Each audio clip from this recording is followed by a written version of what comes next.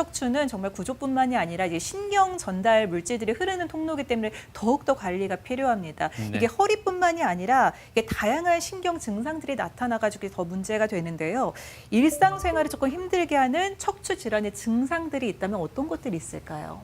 먼저 가장 흔하게 목 통증이 있을 수 있겠고 팔과 팔에 힘이 빠지는 근력 저하 증상이 있을 수 있습니다. 혹은 신경근이 아니라 신경관에 직접적인 압박이 지속되게 되면 신경 변성이 일어나게 되고 그러면 경추에 있는 병변으로 인해서 다리 저림 증상이나 다리에 힘이 빠지는 혹은 걷기나 달리기가 쉽지 않은 그런 증상들이 나타날 수 있습니다. 두 번째로 요추협착증에 대한 증상을 보도록 하시겠습니다. 먼저 허리와 엉치 통증이 있을 수 있겠고 다리 저림 및 시림 증상이 동반될 수 있겠습니다. 허리를 굽히고 걸은 증상은 일반적으로 신경관의 넓이를 넓혀주기 때문에 일시적인 증상 완화를 기대할 수 있어 보통 허리를 굽히고 걸으시는 분들이 많겠습니다. 그리고 특징적으로 걸을 때 반복적인 휴식을 통해 걸기 시작하면 증상이 악화되어 걷고 쉬어가는 것을 반복하는 이런 양상을 보이기도 합니다. 네. 어찌 보면 마지막에 설명해 주셨던 그 부분에 대한 질문일 수도 있겠는데요. 다리 저림 현상이 오래 걷다 보면은 자꾸 그 통증이 느껴져서 쉬어야 된다는 분도 계시는 반면에 오히려 조금의 통증이 있는데 걸으면 나아진다라고 말씀하시는 분도 계시거든요. 이건 어떤 차이일까요? 그렇습니다.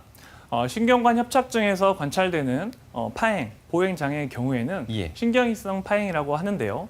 보통 활동을 하게 되면은 증상이 악화되는 경향을 보입니다.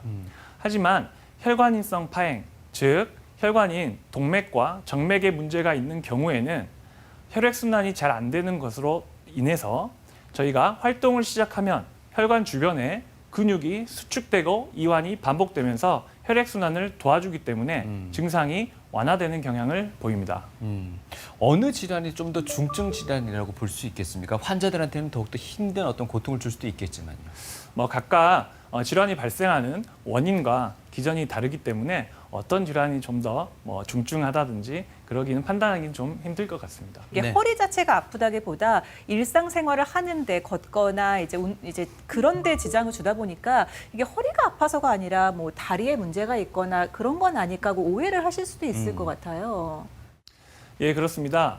경추 협착증이나 경추 추간판 탈출증 같은 경우에는 목 통증과 어깨 통증, 그리고 날개뼈와 상지 저림감 등으로 나타날 수 있으며 이는 어깨 관절 문제와 특히 손목의 손목 터널 증후군과 같은 질환과 감별이 필요할 것이고 요추 협착증에 대한 증상으로 허리 통증과 동반된 하지 통증의 경우에는 관절 통증이라든지 무릎 골 관절염 네. 그리고 발에 족저근막염 등과 같은 질환에 감별 질환이 필요할 것으로 생각됩니다. 네.